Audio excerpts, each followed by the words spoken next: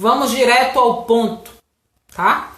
Hoje nós vamos conversar aqui sobre processo administrativo disciplinar e a influência do processo, na vida do indivíduo, na vida do servidor público. Eu vou resumir para vocês, nossa, a gente tinha que ter horas para eu começar falando o que é o processo administrativo disciplinar, muito embora a gente já teve aqui uma live em que o professor Rinaldo Couto já dialogou sobre esse início, mas eu não posso hoje deixar de tratar a essência dessa live, que é o impacto do processo administrativo disciplinar na vida do servidor público. O que acontece? Alguns servidores públicos, a depender do cargo que ocupam, eles recebem de presente, quando são aprovados no concurso público, a tarefa singular, eu diria, de apurar processos disciplinares. E aí o que acontece? Esse indivíduo recebe essa tarefa, mas em muitas carreiras e na maioria delas, ele não tem nenhum preparo jurídico para tanto. Algumas outras, grande capitão Rangel, gratidão pela sua participação em nossa live. Outros profissionais, eles recebem uma instrução, mas não é uma instrução que abraça aquele abraço forte dentro do conhecimento na íntegra do processo disciplinar. E aí muitas vezes o que é que espera? Que nós tenhamos aí uma constante em cursos de capacitação, tá? Então, além disso, turma, eu costumo dizer que um item, valeu Monique, um item é muito importante na hora da apuração do processo disciplinar. E que na verdade é um item que deve estar em todas as etapas, em todos os momentos da nossa vida. E aí vocês já imaginam o que é que eu vou dizer, que é a ética. E o que é a ética? Eu tomar um abraço para a galera do Rio de Janeiro, que eu amo essa galera. Valeu, Augusto. Breve tô aí no Rio. Deixa eu passar essa agonia que a gente está aí dialogando. Então, o que acontece? O processo... Minha mente está cheia, viu, gente? Recapitulando. Tá. Depende da ética. E a ética é algo que a gente não aprende apenas na escola, nos cursos, nas academias, que é aquela ética profissional, né? Que a gente aprende na advocacia também. Não! A gente não está falando dessa ética. Estamos falando daquela ética também profissional, mas que está relacionada diretamente ao princípio da moralidade, né? Que é um princípio do direito administrativo. E a essência dele se alastra aqui dentro do que eu quero para mim, eu quero para o meu semelhante. O que eu quero para mim como gestora, eu quero também para o meu subordinado, para a pessoa que trabalha comigo, para o meu funcionário. Grande Aloísio. Perfeito, Geis. A ética é fundamental em tudo.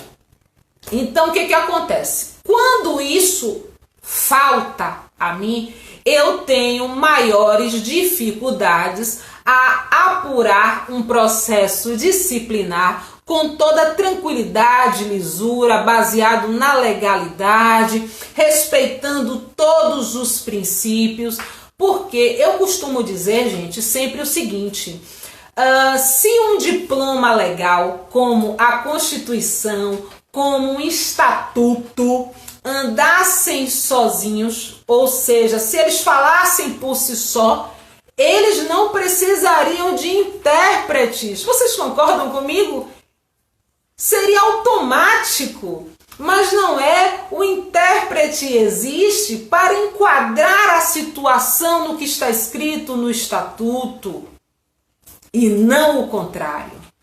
E não o contrário. Um grande mestre que eu tive, o professor Gamil Foppel, quando eu fazia lá a especialização em ciências criminais na Baiana, eu questionava ele, né, sobre tudo isso que perpassava minha mente, e ele disse o seguinte: Nelma, não é norma, é espécie normativa. E por que é espécie normativa, gente? Pela subjetividade, pela abertura que você tem ali no estatuto. Por exemplo, o que eu quero dizer quando eu me refiro à subjetividade? Eu vou ser clara e dar um exemplo. Quando você tem no Código Penal comum o crime de homicídio, tá? O que é homicídio? Está claro lá? Então, se eu chuto a canela de alguém e essa pessoa se machuca, eu cometi um homicídio? Claro que não, porque homicídio simplesmente é matar alguém, ponto.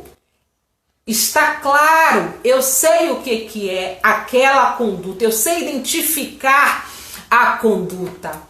Mas quando eu não tenho a clareza da conduta, eu dependo da discricionariedade, da boa-fé, do princípio da boa-fé e da boa interpretação de quem está ali para fazer aquele papel de intérprete.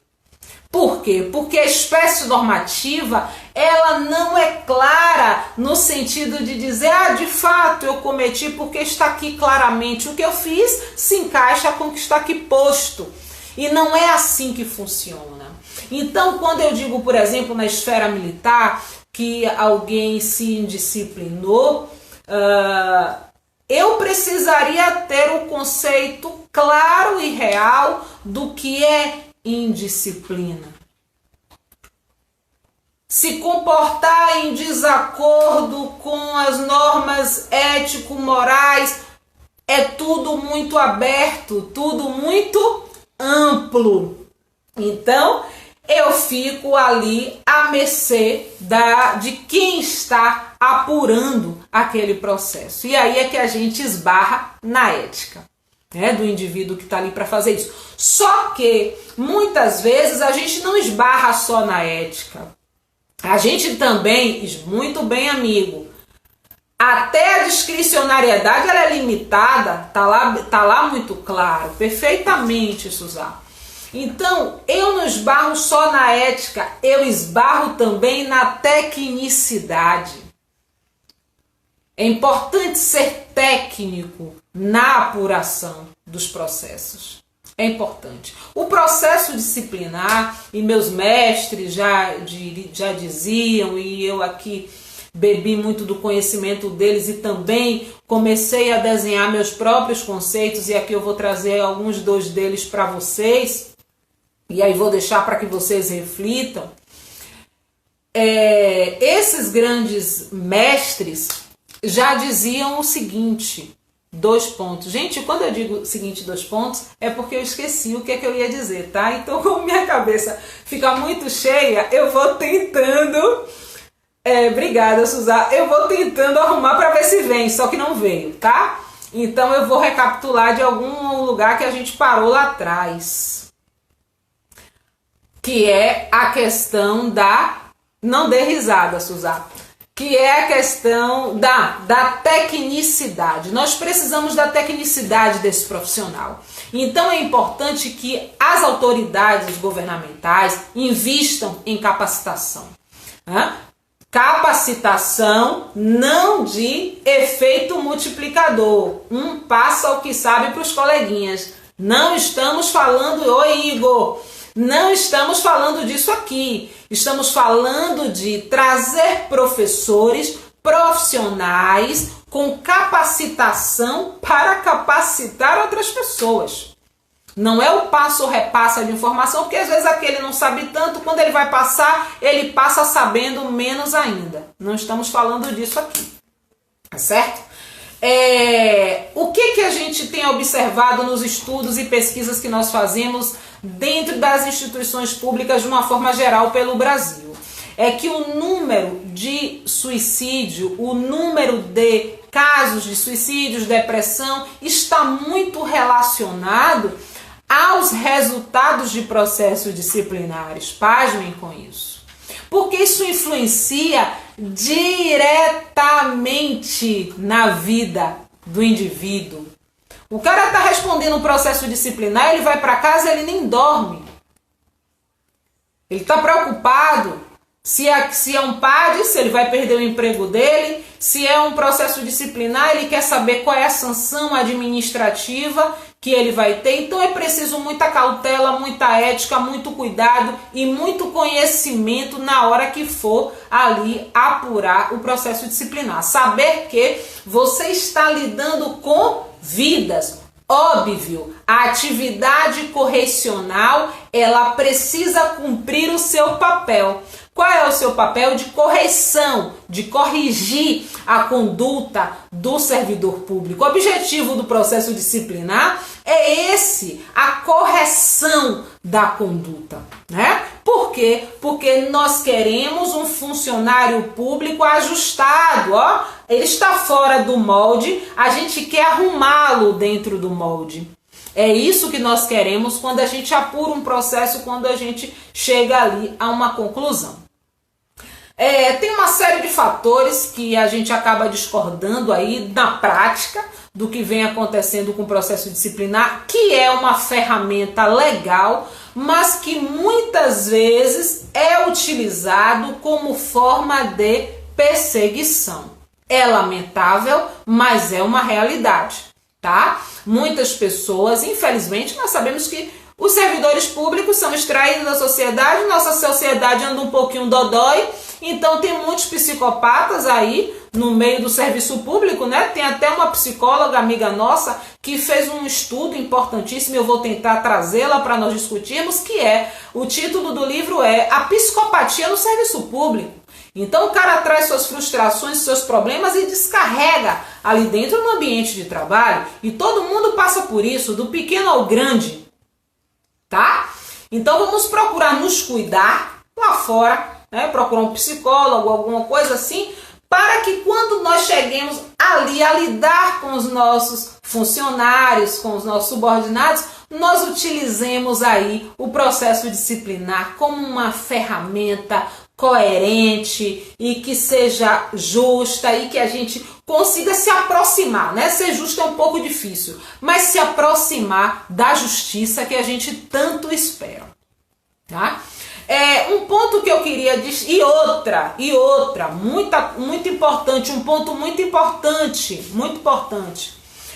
aquele servidor público, principalmente meus amados, maravilhosos, queridos, que amo tanto e que faço parte também dessa casa, meus amados policiais militares, tá?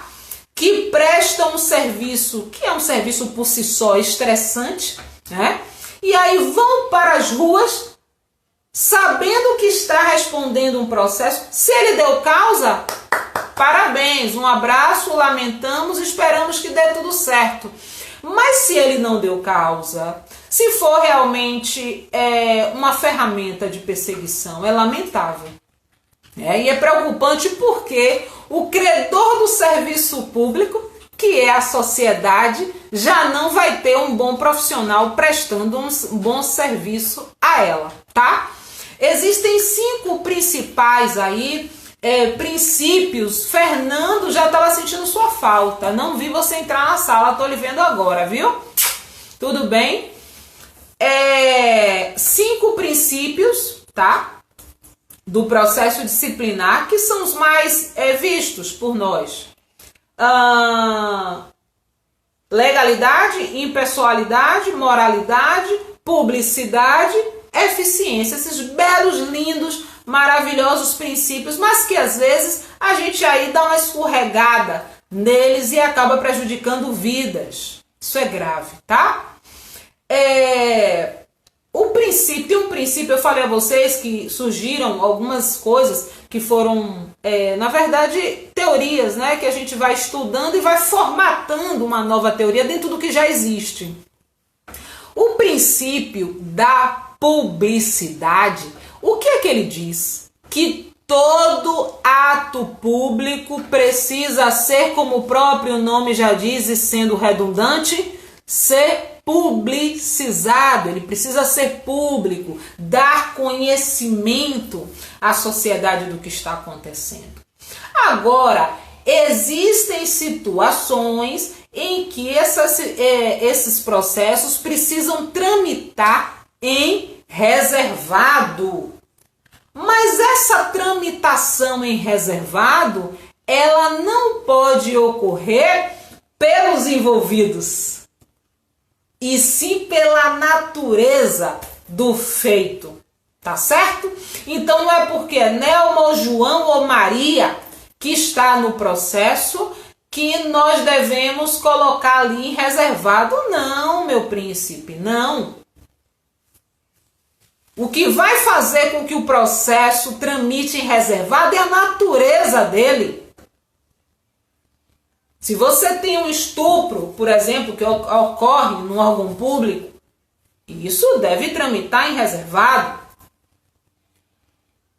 Mas porque você tem um processo envolvendo a grande Nelma aqui, você vai colocar para proteger Nelma, porque Nelma tem que servir de exemplo para os demais, você vai colocar o processo de Nelma para tramitar em reservado? Isso não existe e já passou a hora disso acabar. Então, muitos estados ainda trabalham dessa maneira, principalmente as instituições policiais militares, né? Elas tramitam questões em reservado pelos envolvidos e não pela natureza do feito. Isso me preocupa muito e eu acho que a gente já evoluiu a ponto de sair, né, desse modelo, desse contexto, tá certo? Outras experiências também que nós temos de outros ambientes, de órgãos públicos, ocorre o seguinte: às vezes o indivíduo está ali respondendo a um processo disciplinar e quem está apurando, juntamente com o gestor da casa, faz sabe o quê? Pega o processo, começa a apurar, depois guarda ele dentro de uma gaveta, segura ele, para quê? Para utilizar como uma ferramenta de segurar o servidor público. Estou com seu processo na mão. Ó, o que foi? Tá aprontando? Pera aí, vou pegar seu processo novamente. Vou mexer nele que estava guardado na gaveta. Então ficam ali postergando prazos e emendando, reemenda. E assim a coisa vai fluindo e isso vai dificultando a vida do servidor público. Isso é grave. Delton está pedindo aí uma solicitação para participar do vídeo. Delton, me confirme aí se você tem interesse e o que é que você, se você quer pontuar alguma coisa dentro do que a gente está aqui dialogando. Eu estou, né, Suzá? Vai ver que foi o dia de hoje, que foi bem preciso, então vai ver que eu estou seguindo essa mesma linha. Perfeito, Vinícius. É exatamente isso, como instrumento de ameaça. Então o processo disciplinar não é uma brincadeira. Sabe por quê? Se você usa ele dessa maneira, ele perde o valor.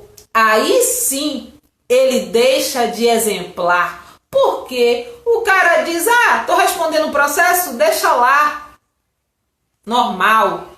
Mas quando você usa ele apenas em situações pontuais, situações em que são cabíveis, aí sim você valoriza o instrumento que é o processo disciplinar e o que ele objetiva. Perfeito, Fernando. São exatamente esses processos disciplinares, esses pares intermináveis, né, que ficam ali sendo postergados no sentido apenas de ameaçar o indivíduo para que ele não venha a, de repente, reivindicar alguma coisa, enfim, né, para manter a conduta dele ali como se espera, mas não pelos diplomas legais, mas pelo alvitre, pelo interesse do gestor. E aí a gente quebra o quê, gente? O princípio da impessoalidade. Porque não é a pessoa de X que está apurando, é o servidor X que está apurando. E que não deveria estar preocupado se o processo que ele está ali apurando é de X, Y ou Z. A não ser na hora de balizar a questão de qual é a conduta desse servidor, para atenuar ou agravar a situação. Mas, no grosso, ele não deveria estar ali analisando, quem é no processo é X, problemático. Não, a gente não pode rotular dessa maneira, é uma total falta de profissionalismo, uma total falta de ética. Não é isso que a gente deseja, não é esse serviço público que nós queremos, não é isso. Por isso eu digo sempre, quem me conhece sabe que eu milito realizando palestras em vários órgãos públicos e toda vez parece um disco, eu repito essa mesma frase. Para que esse tipo de situação seja combatida pelo servidor público, o que é que ele precisa? Se apanhar de conhecimento. Por que que ele não...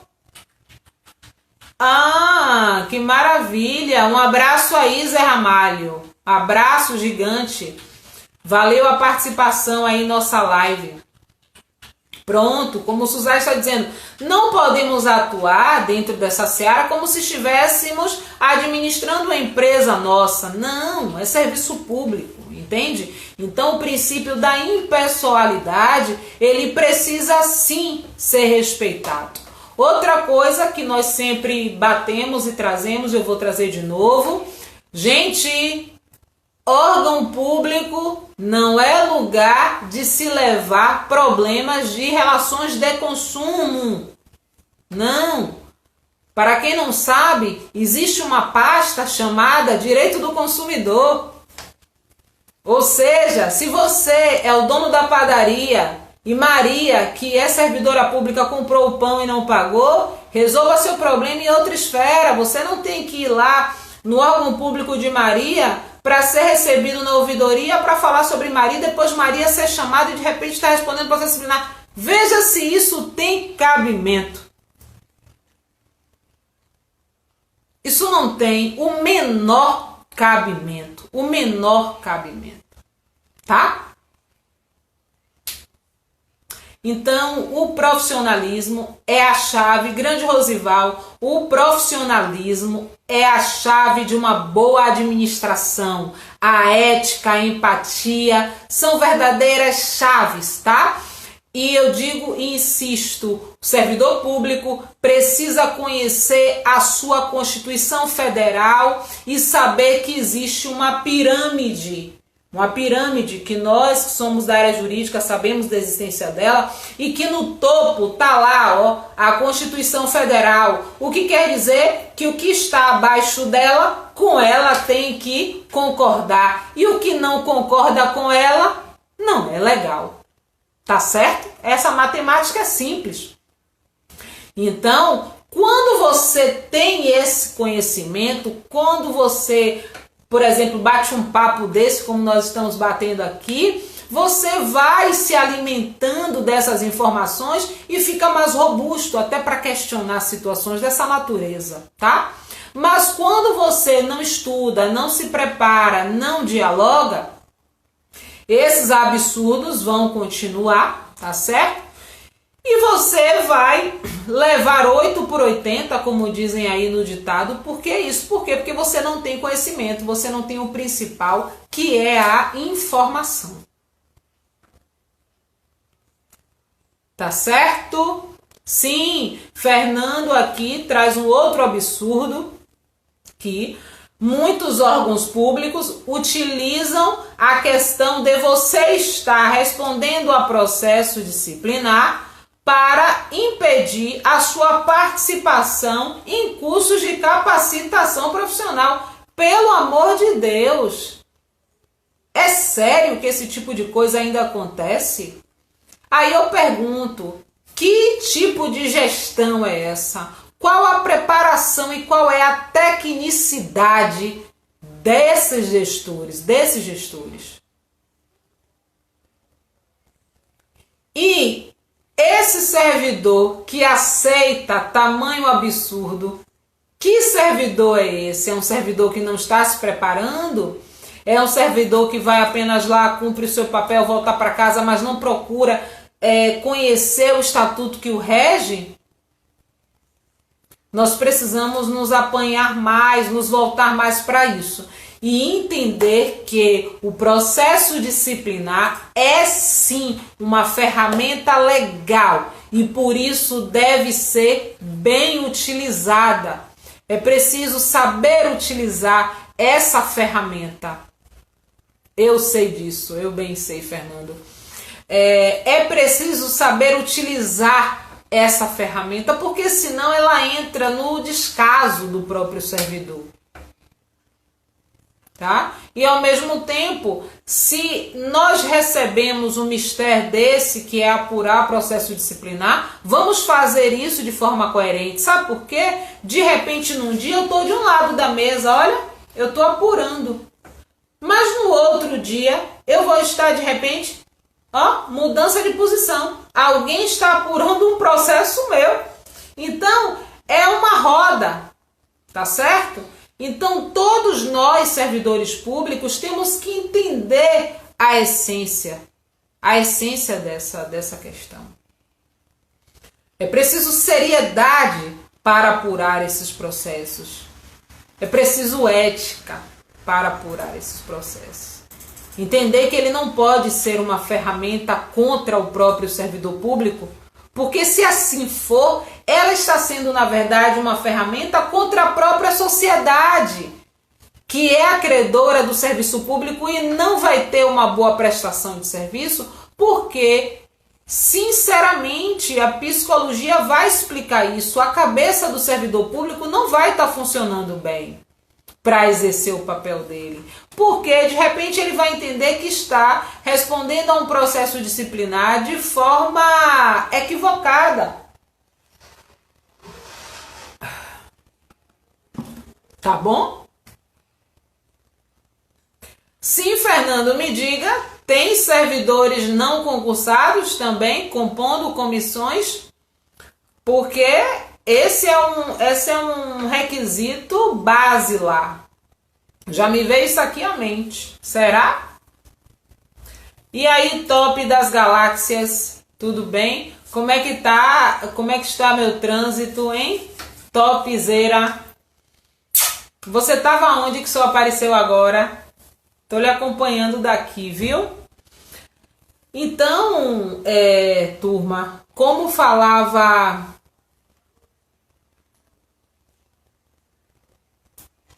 Deixa eu trazer aqui. Sim, o princípio da legalidade, impessoalidade, eficiência e da eficácia, o processo disciplinar, ele precisa ser eficaz, tá? E o que é o processo disciplinar ser eficaz? É ele trazer resultado. Se ele não trouxe resultado, ele não foi eficaz. E qual é o resultado? Quando você vai apurar um processo, essa pergunta deve ser feita. Para que estou apurando esse processo? Qual é a finalidade? Princípio da finalidade. Qual é a finalidade? Corrigir a postura do servidor. Então, se tudo que foi feito e até a sanção que foi aplicada não corrigiu, não atendemos aí ao princípio da eficácia. Compreende? Então, nós temos que deixar as nossas predisposições com relação ao servidor que está sendo alvo do processo e encará-lo ali como instrumento sério de forma neutra e atender aos requisitos básicos. Outra coisa importante que eu sempre ressalto: quando você estiver ali com o processo disciplinar e que você estiver compondo a sua defesa, verifique a defesa que você está constituindo, o seu advogado. Por quê? A peça inaugural de um processo disciplinar é a portaria. E muitas vezes na portaria nós temos lá, né, a descrição do tipo, traduzindo o que foi que o servidor fez que está levando ele ali a ser imputado a ele aquele processo disciplinar. E muitas vezes ocorre um tal de um copiou-colou. E nesse copiou-colou, muitas vezes, não vai passando de um para o outro, copiou-colou, deixa o mesmo tipo que estava no outro processo, tá? No processo seguinte. Então é importante que o advogado verifique na portaria qual é a descrição. E existem os estatutos. Eles são tão, como é que eu posso dizer, numerosos de artigos e incisos, que pela subjetividade você consegue enquadrar o cara em uns 20 incisos. Por quê? Pela falta de objetividade. Você não tem essa objetividade. O que dificulta tudo e aumenta mais essa questão dessa má utilização, como a gente comentou aqui mais cedo, da discricionariedade. Espera aí que eu coloquei aqui. Deixa eu descer. Já aprendi.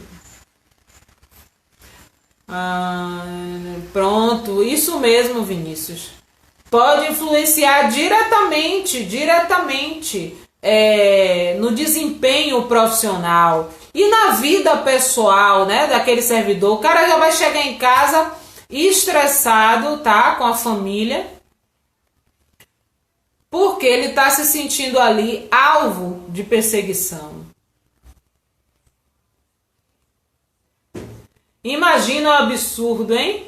A comissão processante, sim, acompanhei casos dessa natureza, é nomeada pela parte no processo, ou seja, o cara é parte e é ele que está ele está ali compondo a comissão. Olha o absurdo. Eu não consigo entender como essas questões, e aí, Zeinha, tudo jóia? Como é que essas questões não são verificadas rotineiramente, né, pelos órgãos competentes? Isso é um ponto que parece bobo, mas que ele influencia diretamente na vida do profissional. Inclusive o cara pode chegar à demissão, isso não é uma brincadeira. Ele pode chegar à demissão, então é preciso seriedade na apuração dos processos. E mais, respeitar a Constituição Federal, porque é muito fácil para alguns que leem o estatuto e aí diz assim: não, aqui no estatuto está escrito, vou aplicar, tá? Ou seja, é um pouco de má fé, né, nisso, vou aplicar. Só que se o estatuto tem algum ponto que você interpretou e que ele está indo em desencontro com a Constituição Federal, ele já caiu por terra. Então é isso, turma. Eu queria ter esse diálogo com vocês, falar sobre o processo disciplinar nesse ponto específico em que ele interfere diretamente na vida do servidor público, tá? E quando eu diria na vida pessoal dele, isso ainda ultrapassa, que é também interferindo na prestação do serviço dele. E o credor do serviço, que é a sociedade, não merece isso também, assim como o servidor também não. E mais, o processo disciplinar precisa ser utilizado no momento da necessidade de forma cirúrgica, porque ele, do contrário, ele entra no bolo do descaso. Além disso, nós sabemos que o profissional que está apurando o processo, ele não deixa de exercer as atividades regulares dele para apurar o processo, tá? Então, quanto mais processos você vai ali instaurando por banalidades, tá? Questões que não caberiam processo disciplinar, o que que você faz? Você só vai abarrotando outros servidores com processos disciplinares para apurar. E aí o que já está acontecendo por tabela? Deixando o exercício da atividade dele, o regular, deficiente. Tá certo? É interessante que todos os órgãos públicos, polícias e etc., que a gente dialoga sobre isso em nosso grande Brasil aí, o que a gente vai verificando é de que as pessoas estão passando pelo mesmo. Normalmente, aqueles que têm o mistério de apurar não estão muito preocupados com isso, o que para mim é gritante. As dúvidas normalmente são mais técnicas de como alcançar o servidor. E aí, normalmente, quando eu estou fazendo essas palestras e diálogos, eu sempre procuro trazê-lo para pensar de uma forma mais humana. Né? E ser humano não é ser bobo, não quer dizer que você vai desconsiderar o processo, não. Você vai apurá-lo. Você vai apurá-lo. Mas cercado ali dos princípios administrativos, cercado do que prevê aquela dignidade humana que está escrita na Constituição, que está escrita também nos estatutos. Você vai se cercar de tudo isso aí, tá bom? E vamos fazer o nosso máximo, dialogar para que nós possamos... Sim, é fato, é o que eu acabei de dizer. Nós temos que apurar o processo disciplinar com o rigor que ele exige, mas sem, grande Tony, mas sem se perder aí do que está escrito, não é o boca a boca não, está escrito na Constituição Federal e nos demais diplomas legais, que é o princípio da dignidade humana. E, por favor, os órgãos públicos que tem aí, eu vou deixar o nome para um outro momento, né? Porque aí a gente já vai ampliar a discussão. Os órgãos públicos que têm aí o mistério de fiscalizar, né, essas situações, por favor, atuem e atuem com mais severidade também com aqueles que negligenciam, prevaricam, apuram aí mal os processos disciplinares. Então, por mais dignidade humana na apuração dos processos disciplinares. Gratidão a todos, continuem lá acompanhando o Prof. Nelma Barreto. Vamos trabalhar na direção, sim, de mexer e mudar a realidade de como funciona hoje na prática os processos disciplinares. Se for o caso, vamos sim rearrumar esses estatutos. Eles estão precisando para que eles fiquem mais objetivos e não deem margens aos psicopatas aí do serviço público de utilizarem uma ferramenta legal como forma de perseguição. Não, nós não podemos admitir. Tá bom? Verdade, Fernando. Eu vou trazer esse tema, inclusive, para a gente dialogar aqui, que é a reforma administrativa. Tá certo? Um beijo enorme, gratidão a todos, obrigada. Um beijo, galera, fiquem com Deus e até a próxima. Prof. Nelma Barreto, acompanha lá.